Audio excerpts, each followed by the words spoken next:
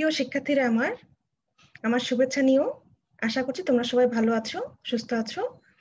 শিক্ষার্থীরা, বর্তমানে করোনা সংক্রমণ কিছুটা বেড়ে গিয়েছে। আমি আশা করছি তোমরা সবাই যথাযথ স্বাস্থ্যবিধি মেনে চলছো এবং তোমাদের পড়াশোনাও চালিয়ে যাচ্ছ। তাহলে চলো আজকের ক্লাসটি আমরা শুরু করি।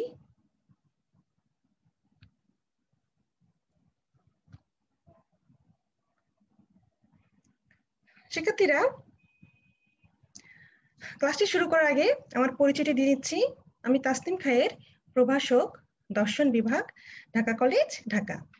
শিক্ষার্থীরা, তোমরা জানো যে আমি তোমাদেরকে যুক্তিবিদ্যা প্রথম পত্র, যেটির বিষয়কোড হচ্ছে 121, আমি সেটি পড়িয়ে থাকি। প্রথমে চলো আমরা প্রিভিয়াস ক্লাসে আমরা কি পড়েছিলাম সেই সম্পর্কে একটু জানি, তারপরে হচ্ছে আমরা আমাদের আজকে নতুন টপিক নিয়ে আমরা আলোচনা করব। শিক্ষার্থীরা, তোমরা জানো যে প্রিভিয়াস ক্লাসগুলোতে আমরা সপ্তম অধ্যায় নিয়ে আলোচনা করছিলাম, সেখানে আমরা কিন্তু আরোহের ভিত্তি নিয়ে আলোচনা করছিলাম। তো তোমরা জেনেছিলে যে আরোহ ভিত্তিকে দুই ভাগে ভাগ করা যায়, একটা হচ্ছে আকারগত ভিত্তি আর একটি হচ্ছে বস্তুগত ভিত্তি। আকারগত ভিত্তির মধ্যে আমরা পেয়েছিলাম কি প্রকৃতির নিয়মাবর্তিতা নীতি এবং কার্যকর নীতি, আর হচ্ছে বস্তুগত ভিত্তির মধ্যে পেয়েছিলাম পরীক্ষণ এবং নিরীক্ষণ। তো আমরা হচ্ছে আকারগত ভিত্তি নিয়েই আলোচনা করছিলাম এতদিন। প্রিভিয়াস যে বেশ কয়েকটি ক্লাস হয়েছে হলো আকারগত ভিত্তির উপরে, সেখানে আমরা কিন্তু প্রকৃতি নিয়মাবর্তিত নীতি, তারপর হচ্ছে আরোহের কূটাভাস, কারণ, কার্যকর নীতি, কারণ ও সত্য, তাদের বৈশিষ্ট্য, তাদের যে পারস্পরিক সম্পর্ক, সব কিছু নিয়ে কিন্তু আমরা আলোচনা করেছি। আমরা কিন্তু লাস্ট ক্লাসে, প্রিভিয়াস ক্লাসে যেটা ছিল, লাস্ট যে ক্লাসটা ছিল সেটাতে হচ্ছে কারণ, বহু কারণ বাদ, বহু কারণ সমন্বয়বাদ এবং হচ্ছে কার্য সংমিশ্রণ নিয়ে আলোচনা করেছিলাম। তো চলো আমরা একটু দেখে নিই আজকে প্রিভিয়াস ক্লাসে আমরা কি পড়েছিলাম। যদি আমরা বহু কারণ বাদটি একটু সম্পর্কে জানতে চাই, সেটি হচ্ছে যখন কোনো কার্যের একাধিক কারণ থাকে তখন তাকে বহুকরণ বলা হয়। আর এই মতবাদটিকে আমরা বলছি বহু কারণ। অর্থাৎ যখন কোনো কার্যের একাধিক কারণ থাকে তাকে আমরা কি বলছি? বহু কারণ, তাই না? মানে ধরো মৃত্যু, আমরা প্রিভিয়াস ক্লাসেও কিন্তু এই সম্পর্কে বলেছিলাম যে মৃত্যু একটি হচ্ছে কার্য। যারা বহু কারণবাদী আছেন, যারা এই মতবাদটাকে সমর্থন করেন, তারা বলেন যে মৃত্যু বিভিন্ন কারণেই হতে পারে। যেমন ধরো হচ্ছে বিষপানে মৃত্যু হতে পারে, দুর্ঘটনায় মৃত্যু হতে পারে, বার্ধক্যজনিত ভাবে বার্ধক্যে কোনো অসুস্থতার মৃত্যু হতে পারে, তাই না? তো তারা হচ্ছে মৃত্যুর কারণ হিসেবে বহু কারণকে বা অনেকগুলো কারণের তারা সন্ধান করেছেন।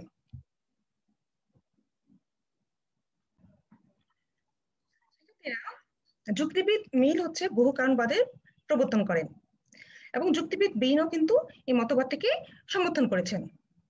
বহু কারণবাদ অনুযায়ী কোনো নির্দিষ্ট কার্যের কারণ একটি নয়, বহু, তাই না? আমরা উদাহরণ দিলাম, যেমন হচ্ছে মৃত্যুর বিভিন্ন কারণ তারা দেখেছেন।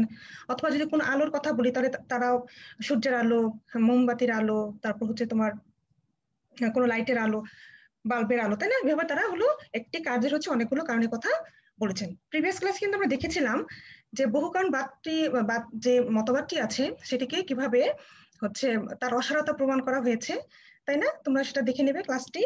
এবং তোমরা এটাও জেনেছিলে যে বহু কারণ বাদে যে যারা মতবাদী বিশ্বাসী, তারা কিন্তু মৃত্যুকে হচ্ছে সাধারণভাবে গ্রহণ করে, অর্থাৎ কার্যকে হচ্ছে সাধারণভাবে গ্রহণ করে, কিন্তু কারণকে তারা হচ্ছে সাধারণভাবে গ্রহণ করে না, বিধায় কিন্তু এই বহু কারণবাদের সৃষ্টি হয় বা তারা এটাকে ভুলভাবে ব্যাখ্যা করেন। এবং প্রিভিয়াস ক্লাসে কিন্তু আমরা দেখেছিলাম কিভাবে বহু কারণবাদকে বিভিন্ন হচ্ছে তোমার সমালোচনার মাধ্যমে তার অসারতা প্রমাণ করা হয়েছে।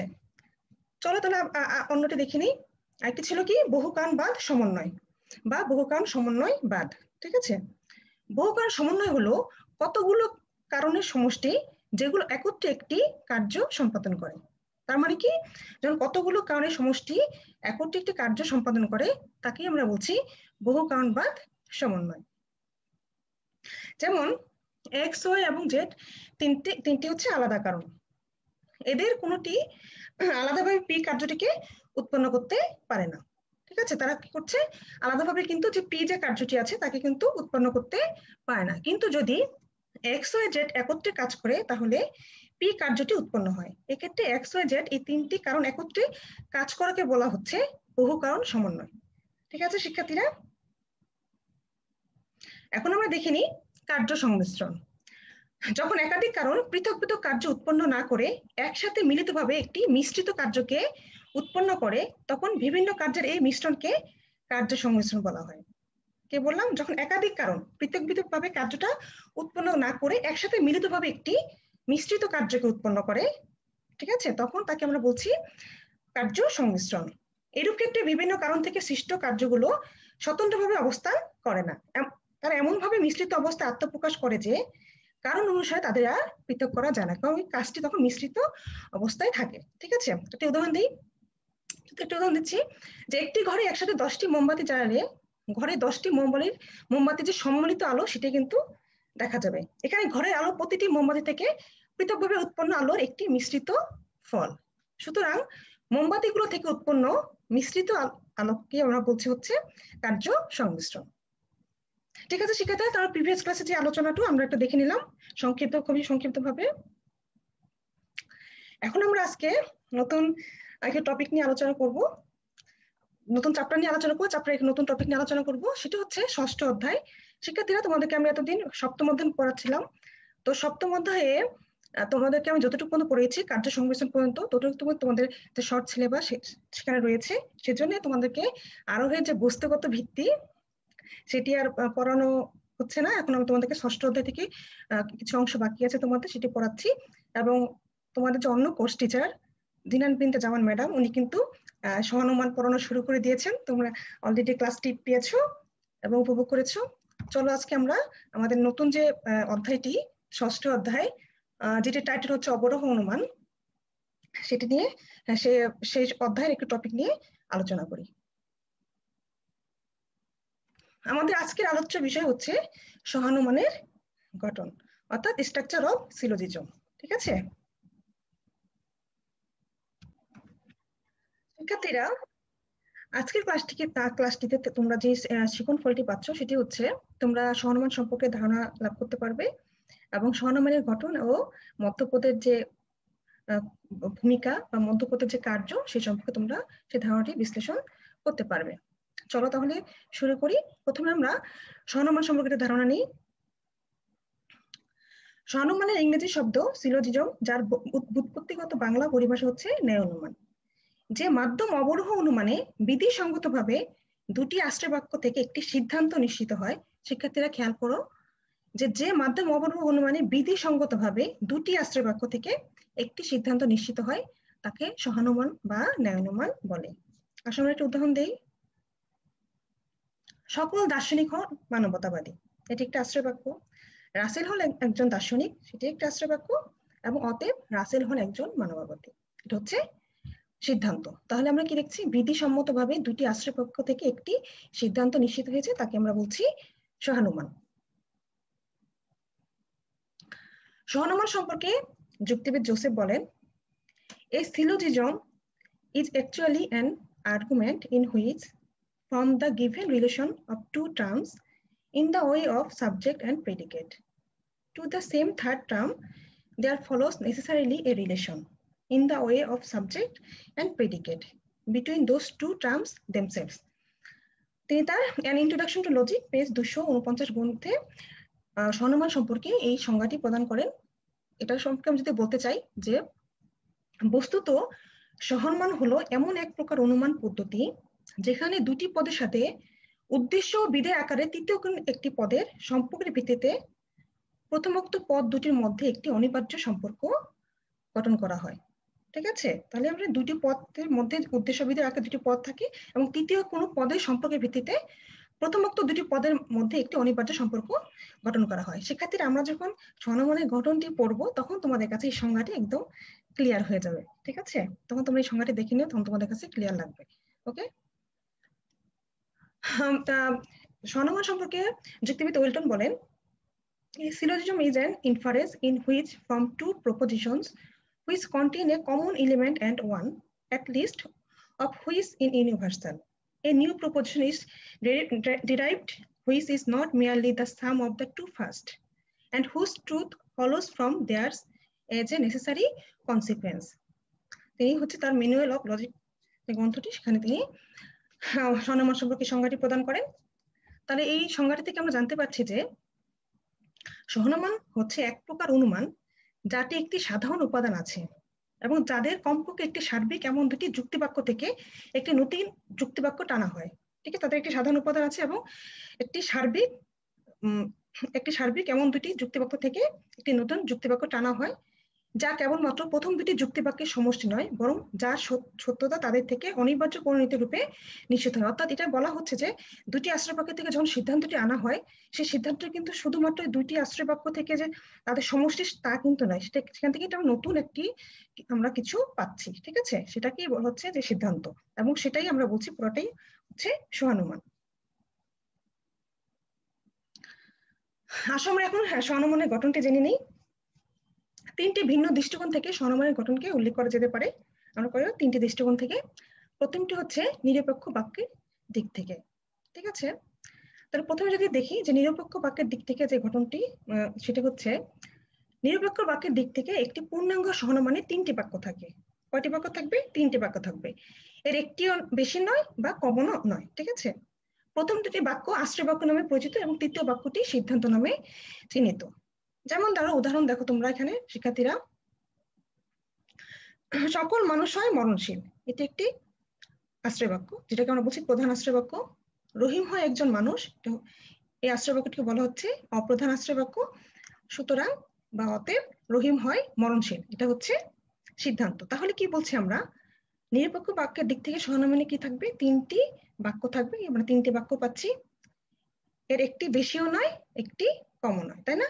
এবং প্রথম দুটি হচ্ছে আশ্রয় বাক্য নামে পরিচিত এবং তৃতীয়টি হচ্ছে সিদ্ধান্ত নামে পরিচিত। ঠিক আছে, এখন আমরা আসো প্রধান আশ্রয় বাক্য অপ্রধান আশ্রয় সিদ্ধান্ত কি বলছি আমরা সেটা জেনে নিই। তাহলে প্রধান আশ্রয় বাক্য কোনটি বলতেছি আমরা? সহানুমানে যে আশ্রয় বাক্যে প্রধান পদটি থাকে তাকে প্রধান আশ্রয় বাক্য বলে। তাহলে সহানুমানে যে আশ্রয় বাক্যে প্রধান পদটি থাকে তাকে বলা হচ্ছে প্রধান আশ্রয় বাক্য। প্রধান আশ্রয় বাক্যটিকে সহানুমানের একটি যুক্তির প্রথম আশ্রয় বাক্য রেখে ব্যবহৃত হয়, তাই না? তাহলে প্রধান আশ্রয় বাক্যটি সহানুমানের একটি যুক্তির প্রথম আশ্রয় বাক্য রূপে ব্যবহৃত হয়। এতে থাকে প্রধান পদ ও মধ্যপদ। এই আশ্রয় বাক্যে দুটি পদ দুটির মধ্যে একটি সম্পর্ক সূচিত হয় এবং তারই ভিত্তিতে সহানুমানের সিদ্ধান্ত অনুমানের পদ হচ্ছে সুগম হয়। এখন তোমরা বলবো ম্যাম আমরা প্রধান পদ এবং মধ্যপদ এবং অপ্রধান পদ চিনব কিভাবে?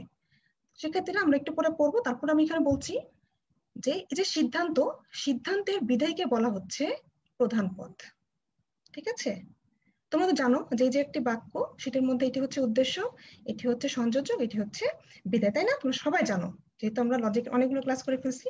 তাহলে সিদ্ধান্তের বিধেয়কে আমরা বলছি প্রধান পদ, সিদ্ধান্তের হচ্ছে তোমার যে উদ্দেশ্য তাকে বলছি অপ্রধান পদ, এবং যে পদ হচ্ছে দুইটা আশ্রয় বাক্য, এটা প্রধান আশ্রয় বাক্য, এটা অপ্রধান আশ্রয় বাক্য, দুই আশ্রয় বাক্যের মধ্যে থাকবে কিন্তু সিদ্ধান্তে থাকবে না যে পদটি, সেটাই হচ্ছে তোমার মধ্যপদ। তাহলে এখানে দেখো মানুষ হচ্ছে দুটা আশ্রয় বাক্য রয়েছে, এই পদটি কিন্তু সিদ্ধান্তে নেই, তাই মানুষ হচ্ছে এখানে মধ্যপদ। ঠিক আছে, তাহলে আমরা এখানে কি দেখলাম যে সহানুমানের যে আশ্রয় বাক্যে প্রধান পদটি থাকে তাকে প্রধান আশ্রয় বাক্য বলে। তাহলে সহানুমানের যে প্রধান যে পদটি, তাহলে সেটা মরণশীল, সেটা হচ্ছে প্রধান পদ। তাহলে সে এই পুরো বাক্যটাকে আমরা বলছি হচ্ছে প্রধান আশ্রয় বাক্য।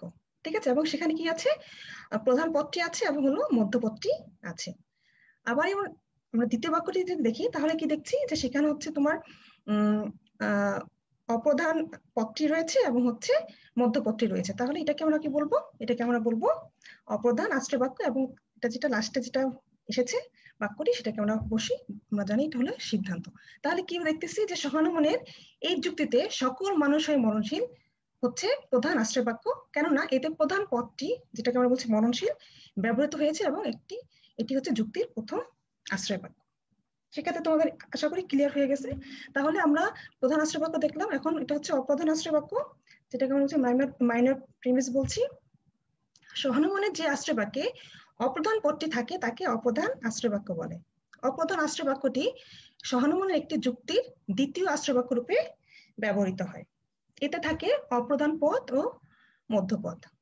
এই আশ্রয় বাক্য পদ্ধতির মধ্যে একটি সম্পর্ক নির্ণীত হয় এবং তারই ভিত্তিতে সিদ্ধান্ত অনুমানের পদক্ষেপ গ্রহণ করা হয়। তাহলে আমরা যদি দেখি তিনটি বাক্যের মধ্যে, তাহলে এই যে দ্বিতীয় যে বাক্যটি সেটিকে আমরা বলবো কি অপ্রধান আশ্রয় বাক্য, এবং এটা হচ্ছে এই মধ্যপদ, আবার এটাকে আমরা বলছি কি ছাত্র, এখানে ছাত্র সেটা হচ্ছে অপ্রধান পদ, তাই না?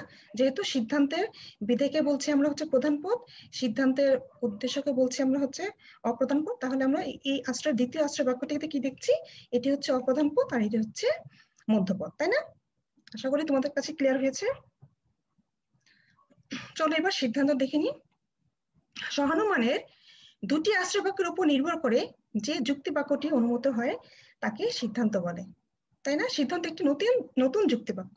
এটা আমরা ওয়েলটনের একটাকে যে পড়লাম, যে দুটি আশ্রয় বাক্য থেকে দুটি সম্পর্ক সৃষ্টি করে পদটি, সেই পদটি কিন্তু আসলে মধ্যপদ, তাই না? সেই সম্পর্ক সৃষ্টি করে দুটি আশ্রয় বাক্যের সাথে শেষে কিন্তু সিদ্ধান্তে উপনীত হয় একটি নতুন যুক্তি বাক্য।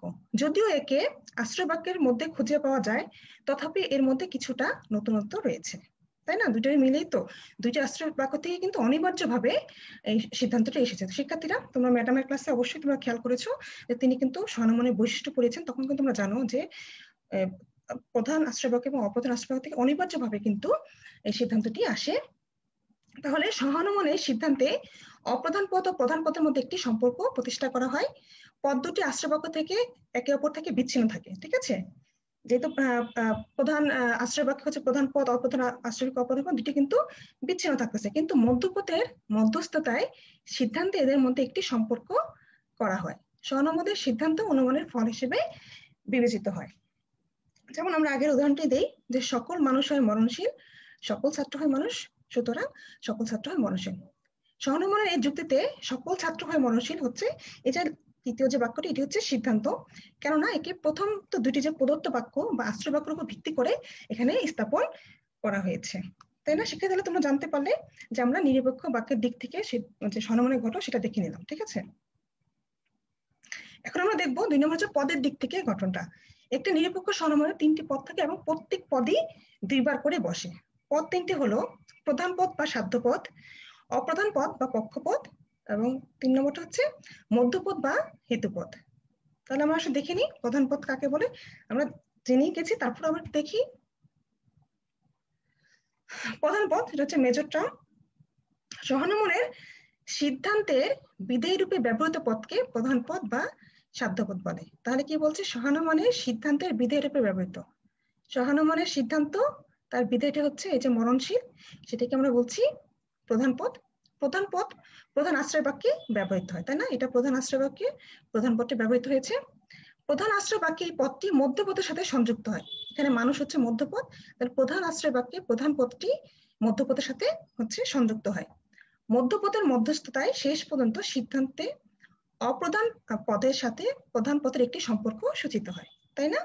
তাহলে দেখো এই উদাহরণটিতে হচ্ছে মধ্যপদের সাথে সম্পর্ক করার মাধ্যমে কিন্তু এই সিদ্ধান্তটি এসেছে এবং সিদ্ধান্তে কিন্তু মধ্যপদটি থাকে না। ওকে, সহানুমানের যুক্তিতে মরণশীল পদটি হচ্ছে প্রধান পদ, কেননা পদটি সিদ্ধান্তের বিধের স্থানে এবং প্রধান আশ্রয়কে ব্যবহৃত হয়েছে। এখন আমরা দেখি অপ্রধান পদ। যে পদটি সহানুমানের সিদ্ধান্তের উদ্দেশ্য রূপে ব্যবহৃত হয় তাকে অপ্রধান পদ বা পক্ষপদ বলে। তাহলে সিদ্ধান্তের উদ্দেশ্য, এখানে কৃষক, তাই না? কৃষকটি হচ্ছে অপ্রধান পদ। অপ্রধান আশ্রয় বাক্যে পদটি মধ্যপদের সাথে যুক্ত হয়। এই যে অপ্রধান আশ্রয় বাক্য, দ্বিতীয় বাক্যটি দেখো, এটা হচ্ছে অপ্রধান আশ্রয় বাক্য। এখানে কি হচ্ছে, অপ্রধান পদটি মধ্যপদের সাথে হচ্ছে যুক্ত হচ্ছে। মধ্যপদের মধ্যস্থতায় শেষ পর্যন্ত সিদ্ধান্তে প্রধান পদের সাথে অপ্রধান পদের একটি সম্পর্ক সূচিত হচ্ছে। এখন আমরা দেখি মধ্যপদ কাকে বলে। এটা তোমাদের জন্য অনেক গুরুত্বপূর্ণ মধ্যপদ, এটা আমরা বলছি মিডল টার্ম। যে পদটি সহানুমানের সিদ্ধান্তে থাকে না কিন্তু উভয় আশ্রয় বাক্যে ব্যবহৃত হয় তাকে মধ্যপদ বা হেতুপদ বলে। মধ্যপদটি প্রধান আশ্রয় বাক্যের প্রধান পদের সাথে সংযুক্ত হয়ে একটি সম্পর্ক রচনা করে। তার মানে কি, প্রধান আশ্রয় বাক্যে প্রধান পদের সাথে মধ্যপদ একসাথে যুক্ত হয়ে একটি সম্পর্ক স্থাপন করে। পদটি আবার অপ্রধান আশ্রয় বাক্যে অপ্রধান পদের সাথে সংযুক্ত হয়ে সেখানেও একটি সম্পর্ক স্থাপন করে। এখানে দেখছো তোমরা যে অপ্রধান পদের সাথে হচ্ছে মধ্যপদটি সংযুক্ত হয়ে একটি সম্পর্ক স্থাপন করছে। এভাবে হেতু পদের মধ্যস্থতায় শেষ পর্যন্ত সিদ্ধান্তে প্রধান পদ ও অপ্রধানের মধ্যে একটি সম্পর্ক স্থাপিত হয়। তাহলে আমরা কি দেখলাম যে এই যে সহানুমানের এই যুক্তিতে মানুষ পদটি হচ্ছে মধ্যপদ, কেননা পদটি উভয় আশ্রয় বাক্যে আছে কিন্তু সিদ্ধান্তে নেই, তার মধ্যস্থতায় সেটি একটি সিদ্ধান্ত নতুন একটি বাক্য যুক্তি বাক্য রূপে প্রকাশিত হয়েছে। শিক্ষার্থীরা, এটা আমরা তিনটি পদ বললাম, তিনটি পদে কিন্তু সাংকেতিক একটি নাম আছে, যেটাকে আমরা সংক্ষেপে করি, সেটা হচ্ছে প্রধান পদ বা সাধ্যপদকে আমরা পি হিসেবে চিহ্নিত করি, অপ্রধান বা পক্ষপদকে হচ্ছে এস হিসেবে, এবং মধ্যপদ বা হিতপদকে হচ্ছে এম। তার মানে পি হচ্ছে প্রেডিকেট অফ দ্য কনক্লুশন, সেজন্য পি, এস হচ্ছে subject of the conclusion S, এবং এম কে আমরা বলছি মিডল টার্ম বা মধ্যপদ। তাহলে আমরা কিন্তু যখন সাংকেতিক এই চিহ্নগুলো দেখবো পি এস এম, তখন কিন্তু আমরা বুঝতে পারবো এটা হচ্ছে প্রধান পদ বা সাধ্যপদ, এস হচ্ছে অপ্রধান পদ বা পক্ষপদ, আর মধ্যপদ বা হিতপদ হচ্ছে এম। ঠিক আছে, মিডল টার্ম। ওকে, এখন আমরা তাহলে প্রথম আমরা স্বনামনের যে গঠন দেখলাম, তাহলে তিন দিক দিয়ে দেখেছি, তাই না? একটা হলো নিরপেক্ষ বাক্যের দিক থেকে, দুটো হচ্ছে পদের দিক থেকে, এখন তিন নম্বরটা হচ্ছে আশ্রয়পক্ষ পদের সমন্বয়ে গঠন। তাহলে স্বনামনের প্রধান পদ যে আশ্রয়বাক্য থাকে তাকে প্রধান আশ্রয়বাক্য, এবং অপ্রধান পদ যে আশ্রয়বাক্য থাকে তাকে অপ্রধান আশ্রয়বাক্য বলে। অর্থাৎ প্রধান পদ, অপ্রধান পদ, মধ্যপদ, প্রধান আশ্রয়বাক্য, অপ্রধান আশ্রয় এবং সিদ্ধান্তের সমন্বয়ে সহানুমান বা ন্যায় অনুমান গঠিত। অর্থাৎ আমরা তখন যা বললাম তার এই পুরোটা সমন্বয় কি দিচ্ছি, এই গঠনটা যে আশ্রয়বাক্য পদের সমন্বয়ে কিন্তু এই হচ্ছে মানে সহানুমানটা গঠিত হচ্ছে। সহানুমানে দেখা যাচ্ছে কি প্রত্যেকটি পদে কিন্তু দুইবার করে বসতেছে, তাই না? যেমন এই যে মরণশীল, তুমি যেটা আমরা প্রধান পদ সেটাও দুইবার দেখতেছো, তারপর হচ্ছে মধ্যপদ দুইবার বসতেছে, ছাত্র যেটা হচ্ছে অপ্রধান পদ সেটাও দুইবার, তাই না? প্রত্যেক পদে হচ্ছে দুইবার বসতেছে। তাহলে কি আমরা উপরে উদাহরণ দেখা যাচ্ছে যে প্রধান পদ মরণশীল, প্রধান আশ্রয়পক্ষে একবার, সিদ্ধান্তে আরেকবার, অপ্রধান পদ ছাত্র অপ্রধান আশ্রয়পক্ষে একবার এবং সিদ্ধান্তে আরেকবার, এবং মধ্যপদ মানুষ উভয় আশ্রয়বাক্যে একবার করে মোট দুইবার করে বসছে। তাহলে সমানুমানে কি হচ্ছে, প্রত্যেকটি পদই দুইবার করে কিন্তু বসতেছে। ঠিক আছে, তাহলে আমাদের কিন্তু স্বনামনের ঘটনাটা মোটামুটি আমরা পড়ে ফেললাম।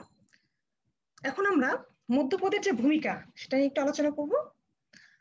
সহানুমানের সিদ্ধান্তে প্রধান পদ ও অপ্রধান পদের মধ্যে একটি সম্বন্ধ স্থাপন করা হয়। এই সম্বন্ধ সরাসরি স্থাপিত হয় না, কেননা পদ দুটি প্রথম অবস্থায় পরস্পর কিন্তু বিচ্ছিন্ন থাকে। তোমরা নিজেই দেখলা যে প্রথম আশ্রয়বাক্য এবং অপ্রধান আশ্রয়বাক্যে কিন্তু প্রধান পদ এবং অপ্রধান পদ দুটি কিন্তু বিচ্ছিন্ন আছে, অর্থাৎ একে অপরের সাথে সম্পূর্ণরূপে অপরিচিত থাকে। মধ্যপদটি প্রথমে প্রধান আশ্রয়বাক্যে প্রধান পদটির সাথে যুক্ত হয়ে একটি সম্বন্ধ স্থাপন করে, আর তারপর কি করে মধ্যপদটি আবার অপ্রধান আশ্রয়বাক্যে অপ্রধান পদটির সাথে যুক্ত হয়ে একটি সম্বন্ধ স্থাপন করে। এভাবে মধ্যপদের মধ্যস্থতায় অপরিচিত প্রান্তপদ দুটির মধ্যে একটি যোগাযোগ করে, এবং শেষ পর্যন্ত কিন্তু সেই মিলিত দুইটা যে আশ্রয়বাক্য থেকে দুইটা মধ্যপদের মধ্যস্থতায় শেষ পর্যন্ত কিন্তু সিদ্ধান্তটি চলে আসে, তাই না? আচ্ছা, যুক্তিবিদ বসাঙ্কে বলেন মধ্যপদ সম্পর্কে, তিনি বলেন the middle term may be regarded as the copula or grip which hold the conclusion together, made explicit and definitely stated। ঠিক আছে, অর্থাৎ মধ্যপদকে গণ্য করা যায় একটি বন্ধনী বা আধার বলে, যা সিদ্ধান্তকে একসাথে ধারণ করে, ঠিক আছে, এবং তাকে স্পষ্ট করে এবং সুনির্দিষ্টভাবে ব্যক্ত করে। তাহলে আমরা কি বলছি, একটি বন্ধনী বা আধার বলে আমরা এটা মধ্যপদকে গণ্য করছি, যা সিদ্ধান্তকে একসাথে কি করছে, ধারণ করছে, স্পষ্ট করছে এবং সুনির্দিষ্টভাবে হচ্ছে ব্যক্ত করছে। এই বক্তব্যের মধ্যে দিয়ে তিনি বোঝাতে চেয়েছেন যে মধ্যপদ প্রধান পদ ও অপ্রধান পদকে সংযুক্ত করে আশ্রয়বাক্য ও সিদ্ধান্তের মধ্যে মধ্যস্থতা করে এবং সিদ্ধান্ত প্রতিষ্ঠায় সহায়তা প্রদান করে। তাহলে মধ্যপদের ভূমিকা হচ্ছে সবচেয়ে এখানে গুরুত্বপূর্ণ, তাহলে ভূমিকাটা পালন করছে সে। মধ্যপদকে একজন মানে মধ্যপদের যে কাজটি আছে সেই কাজটাকে একজন বিয়ের ঘটকের কাজের সাথে তুলনা করা হয়। বিয়ের ঘটক একবার পাত্রপক্ষের সাথে আর আরেকবার কি করে, পাত্রীপক্ষের সাথে যোগাযোগ স্থাপন করে, তাই না? তারই মধ্যস্থতায় শেষ পর্যন্ত দুজন অপরিচিত পাত্র ও পাত্রীর মধ্যে বৈবাহিক যে সম্পর্ক সেটা কিন্তু স্থাপিত হয়। এই সম্পর্ক স্থাপনের সাথে সাথেই ঘটকের কাজ শেষ হয়ে যায়, পাত্রপাত্রী নতুন পরিবেশে জীবনযাত্রা শুরু করে, তাদের পাশে কিন্তু কোনো ঘটকের তখন আর প্রয়োজন হয় না। ঠিক তেমনি মধ্যপদের সহায়তায় প্রধান পদ ও অপ্রধান পদের মধ্যে একটি যোগাযোগ স্থাপিত হয় এবং তারা একসাথে সিদ্ধান্তে হচ্ছে অবতীর্ণ হয়। সিদ্ধান্তে মধ্যপদের আর কোনো স্থান হয় না। সুতরাং দেখা যাচ্ছে যে সহানুমানে মধ্যপদের ভূমিকা খুবই গুরুত্বপূর্ণ, তাই না? মধ্যপদের সাহায্য ছাড়া কোনোভাবেই কিন্তু সহানুমানের যে সিদ্ধান্তটি সেটা কিন্তু টানা যায় না। মধ্যপদ কেবল আশ্রয়বাক্যেই থাকে এবং সেখান থেকেই সম্বন্ধ স্থাপনের কাজ করে শেষ পর্যন্ত সিদ্ধান্তে কিন্তু সে আর থাকছে না। আর তখন কি হয়, প্রধান এবং অপ্রধান পদ দুইটি একত্রে যুক্ত হয়ে সিদ্ধান্তে নেমে আসে।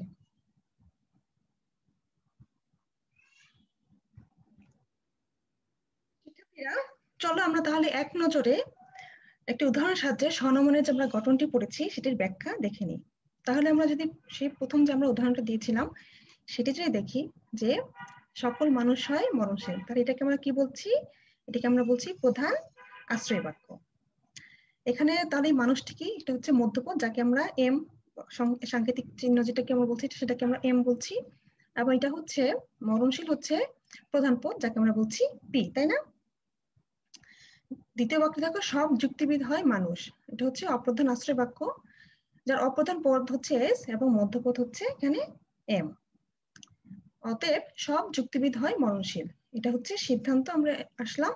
এখানে অপ্রধান পদ হচ্ছে কি যুক্তিবিদ এবং প্রধান পদ হচ্ছে মরণশীল পি, তাই না? আর এটা যুক্তিবিদ যেটাকে আমরা সংক্ষেপে বলছি এস। তাহলে এখানে উল্লেখ যে উপরিউক্ত বাক্যগুলোতে হয় হচ্ছে একটি সংযোজক, তাই না? সংযোজক রয়েছে, তোমরা সবাই জানো যে উদ্দেশ্য, সংযোজক এবং বিধেয় এটি আমাদের যুক্তি বাক্যের রূপ। উক্ত অনুমানটিতে মরণশীল পদটি প্রধান পদ, কারণ এটি সিদ্ধান্তের বিধেয় হিসেবে ব্যবহৃত হয়েছে। যুক্তিবিদ পদটি অপ্রধান পদ, কারণ এটি সিদ্ধান্তের উদ্দেশ্য হিসেবে ব্যবহৃত হয়েছে। এবং মানুষ পদটি মধ্যপদ, কারণ এটি দুটি আশ্রয় বাক্য আছে কিন্তু সিদ্ধান্তে কিন্তু নেই, সেটা হচ্ছে আমাদের মধ্যপদ। আবার সব মানুষ হয় মরণশীল বাক্যটি প্রধান আশ্রয় বাক্য, কারণ এই বাক্যটিতে প্রধান পদ মরণশীল রয়েছে। সব যুক্তিবিদ হয় মানুষ বাক্যটি অপ্রধান আশ্রয় বাক্য, কারণ এই বাক্যটিতে অপ্রধান পদটি রয়েছে, যুক্তিবিদ সেই পদটি রয়েছে। এবং সব যুক্তিবিদ হয় মরণশীল বাক্যটি হচ্ছে সিদ্ধান্ত, যেহেতু এটি উল্লেখিত দুটি আশ্রয় বাক্য থেকে অনিবার্যভাবে অনুমিত বা নিশ্চিত হয়েছে।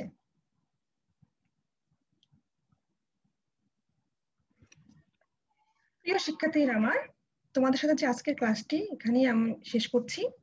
আশা করি তোমরা কিছুটা হলেও উপকৃত হয়েছো এবং বুঝতে পেরেছো। তাহলে তোমরা এই যে ক্লাসটি আজকে করলাম, তাহলে এখানে তোমরা কি দেখতে পেলে, আমরা কিন্তু সহানুমান সম্পর্কে একটি ধারণা পেলাম, সহানুমান যে গঠন সম্পর্কে একটি ধারণা পেলাম, এবং সে গঠন কি তিন ভাবে হচ্ছে সেটা সম্পর্কে ধারণা পেলাম। এবং সহানুমানের যে মধ্যপদের যে ভূমিকা, সেই ভূমিকা কিন্তু আমরা বুঝতে পারলাম, এবং ভূমিকাতে কত গুরুত্বপূর্ণ মধ্যপদে সেটা আমরা জেনে নিলাম। শিক্ষার্থীরা তোমরা কিন্তু অবশ্যই স্বাস্থ্যবিধি মেনে চলবে।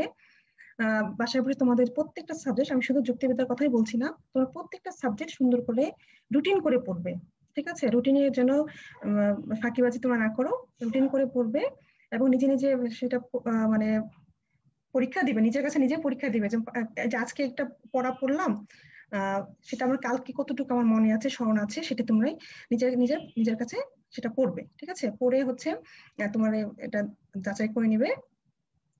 আর প্রত্যেকটা চ্যাপ্টারে লাইন বাই লাইন পড়বে, কারণ এতে তোমাদের যে বহু নির্বাচনী কোশ্চেন গুলো আছে সেটা সলভ করা তোমাদের জন্য সহজ হবে, ইজি হবে। আর তোমাদের যে এখন নতুন সিলেবাস, শর্ট যে সিলেবাস রয়েছে তোমরা সেটি দেখে নেবে, তোমরা ওয়েবসাইটে পেয়ে যাবে, এনসিটিভির যে ওয়েবসাইট, সেখানে তোমরা সিলেবাস গুলো পাবে, সেই সিলেবাস তোমরা দেখে নেবে, এটা শর্ট সিলেবাস। তো সেভাবে তোমাদের যে পড়াশোনা সেটা চালিয়ে যাবে। এবং আমি তোমাদের কাছে আবার রিকোয়েস্ট করছি, তোমরা স্বাস্থ্যবিধি মেনে চলবে, অযথা কিন্তু বাইরে ঘোরাফেরা করো না। কয়টা দিন আমরা যদি একটু সচেতন হই, তাহলে আমরা আমাদের যে সেই প্রিয় ক্যাম্পাস, সবুজ ক্যাম্পাসে আমরা ক্লাসরুমে ফিরে যাব, ঠিক আছে? এই আশা ব্যক্ত করেই আজকে আমি ক্লাসটি শেষ করছি। তোমরা ভালো থেকো, সুস্থ থেকো। আল্লাহ হাফেজ।